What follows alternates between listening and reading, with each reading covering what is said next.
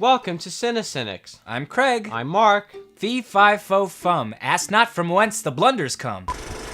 Amid growing frustrations over recent bankruptcies, many visual effects studios and their employees have begun protesting, most notably Rhythm and Hues at this year's Oscars, and have threatened to strike unless their concerns are addressed. This seems like a legitimate concern for a lot of VFX artists. I mean, they're getting terrible work hours. They're working from 7 days a week, and they're under a lot of stress trying to make these deadlines for all these major movies coming out, especially in the summertime with all the summer action blockbusters. And I really feel like they should just be given what they're asking for. I mean, they're not asking for much. They're asking not for their companies to go bankrupt when after working hours and hours on making a stunningly beautiful movie like Life of Pi, and they're still getting screwed over. It really seems to me that Hollywood's position in this matter to be demanding a higher level of work for less money seems particularly unfounded, since these visual effects studios have all but replaced the traditional practical effects that we used to see in movies. And they really aren't asking for much. Basically what everyone else has in Hollywood, and that's union representation. And, you know, it's funny because Hollywood seems to be a pro-union, politically pro-union, where their own interests aren't involved, but when it comes to their own dollar, they're not willing to put out for the work. And they're losing employees in a lot of these major studios. So I think one studio cut 200 employees, and they still want the same quality of work from that from the visual effects studio that they did that to. And it seems really unfair that they're actually outsourcing some of the work to Canada and other countries so that they don't have to pay as much to the VFX studios. And that seems really unfair to me because they're doing that with telecom and all these other industries in America, with the car industry. And all they're asking for is a small percentage of the gross profit of the film, which it's really not asking much. They're only asking like 0.5% or 1% or 2%. It's not that much, and they can keep their studio afloat. And I don't see anything wrong with it. Following curiously on the tail of this news is the delay of both Kick-Ass 2 and the third Hobbit movie. Now this is mere speculation, but one can't help but wonder if the situation in the visual effects community is now affecting the release date of all these movies that depend so heavily on the visual effects. It's just been announced that Chris Cooper has been cast as Norman Osborn for The Amazing Spider-Man 2. I'll have to admit that I actually didn't see The Amazing Spider-Man. I heard it was terrible. I can't personally back that up. I'll back it up. I like Chris Cooper, but I really can't help but think, how are they really supposed to replace Willem Dafoe as Norman Osborn? I mean, he was one of the best parts of the Spider-Man with Tobey Maguire. His performance was flawless as Norman Osborn. Yeah, and this cast is really shaping up to be really a great cast. They have Chris Cooper, they have Dane DeHaan playing the young Osborn, whatever his name is, I forgot his name. Harry Osborn. There, excuse me. They also have the girl from the movie with George Clooney where they were in Hawaii, The Descendants. And she's now playing Mary Jane Watson, which is also really cool. And then Jamie Foxx is playing Electro. And I'm not saying that they don't have a really good cast behind this movie, but it just seems like they're throwing all these characters in there, and it's shaping up to be an overcrowded movie with a lot of talent, and I think the story is just not going to drive it all the way home. Director Guillermo del Toro has released a statement letting fans know that he's been moving ahead with his Dark Universe project and that things have been going well as he continues to talk with the studios. This is really, really exciting because I love Swamp Thing, I like the Spectre, and Constantine, besides the movie, is a really good property to work with. And then there's Zatara and Zatanna, which are from...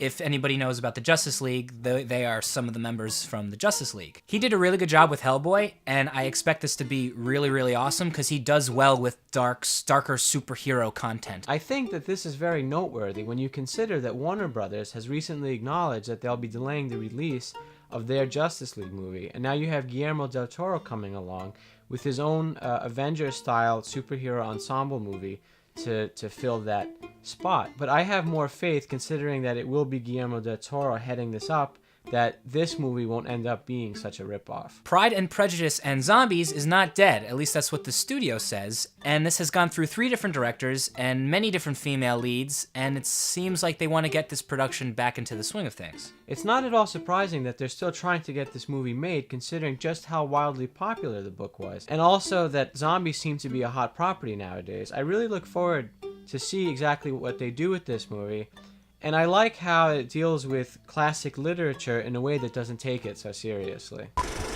Jack the Giant Slayer, directed by Bryan Singer, stars Nicholas Hoult, Eleanor Tomlinson, Ian McShane, Ewan McGregor, and Stanley Tucci in a retelling of the classic fairy tale Jack the Giant Killer. I went into Jack the Giant Slayer not having any prejudices one way or the other. The idea seemed very promising to me, and I wanted to like this movie, hoping that it might harken back to some of those great fairy tale and fantasy movies from the 80s that I grew up on. But ultimately, I have to say that I was very disappointed. Yeah, the direction in this movie was good. Bryan Singer has always been a capable director, but the execution with some of the epicness of the scenes just didn't get there for me. It was almost like you're about to get to the top of the mountain and then you fall all the way back down. What makes this disappointment even worse was that this movie had such a great cast of actors. You had Ian McShane in the role of the king, Ewan McGregor sort of playing the captain of the guard, Stanley Tucci as the villain. And his sidekick, which I can't remember him, but he's been in a lot of British movies. And then the girl was really good. And Nicholas Hoult in the role of Jack, who I think is a good actor, but perhaps was maybe a little miscast in this instance. Yeah, he was probably a little bit too young to play this role because he still looks like he's in high school. Now, of course, the character of Jack is supposed to be a young man, but I think in this instance sometimes it pays to have a slightly older actor playing younger to be more convincing in the more epic, heroic parts of the movie, like, say, Peter McNichol in Dragon Slayer from the early 80s, for those of you who know that movie. He was also supposed to play someone in his late teens, and he played it convincingly, but he was also maybe 26, 27 at the time. Yeah, Nicholas Hoult is early 20s. Yeah, and considering that this movie was also made 2 years ago, he's even younger in the movie than he was now. At the time I forgot about that. Wow, he was really young. He was cast as he was supposed to play the role, and that was probably a big mistake. And one thing I noticed about the visual effects is sometimes they would look amazing, and then other times they'd really just take you out of the epic experience. And I think that was one of the problems that really was irking me while watching the movie. Yeah, you had the giants, which were amazingly rendered for the most part in most of the scenes, and you had other effects like the beanstalks that looked basically like a big piece of foam rubber.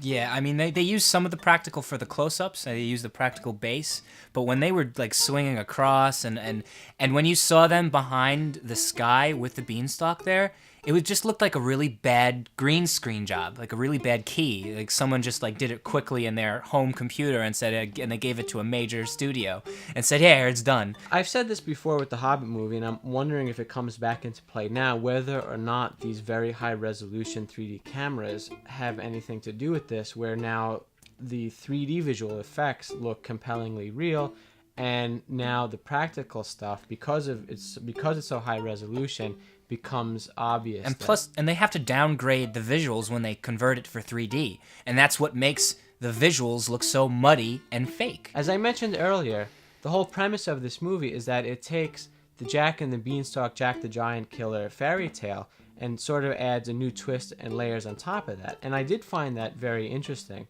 hoping that they were going to be able to accomplish something epic with it. But I really felt the whole execution of this story was they dropped the ball terribly. Yeah, and with some of the scenes, they did some weird things with how the characters developed and with how the story played along. And I just didn't get on why they did some of the things they did in the story. They really shortchanged a lot of the characters in this movie, which seems to be endemic to a lot of screenwriting in Hollywood nowadays. You didn't really understand all too well sometimes why they did the things that they did, and even the villain, Stanley Tucci, beyond the face value that he's the antagonist, they really gave no insight as to why he wanted to do what it is that he wanted to do. Yeah, Stanley Tucci's character wants to seize power for himself, but he's marrying the princess anyway. So it kind of doesn't make any sense with that. Another big problem I found with this movie was how tonally inconsistent it was. You had some scenes where it seemed to be going for the light-hearted adventure, and others were almost immediately afterwards juxtaposed with the real, like, gritty darkness to it. And it just seemed like there wasn't a coherent, clear vision in this picture. It was just all over the place. Yeah, and there's a scene with Roderick and his cohort, I guess you could say, his right-hand man. It almost seems like his right-hand man was playing this Disney-type character. Almost like I was ready to see his eyes pop out of his head and him going, woo-hoo-hoo-hoo, kind of stupid, crazy character. And it doesn't make any sense because I believe this was a PG movie, wasn't it? PG-13. It was a PG-13 movie. So if you want to make something whimsical and fun, and then you have to have those darker elements, I don't see the reason why. They could have made this PG and had those same whimsical elements to the story and had a pretty cohesive movie. I wonder if this has anything to do with the fact not only that this movie was delayed a year, but I mean, if you look at the credits, you had 3 different people involved in writing the script and 2 other people who were responsible with coming up with the story.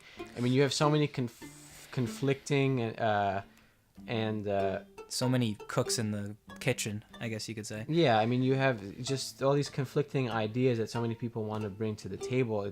They just don't marry well at all. Even in the writing itself, you could see, just because it's a fantasy, you don't necessarily have to have a very archaic and incomprehensibly stodgy form of English just to sell it.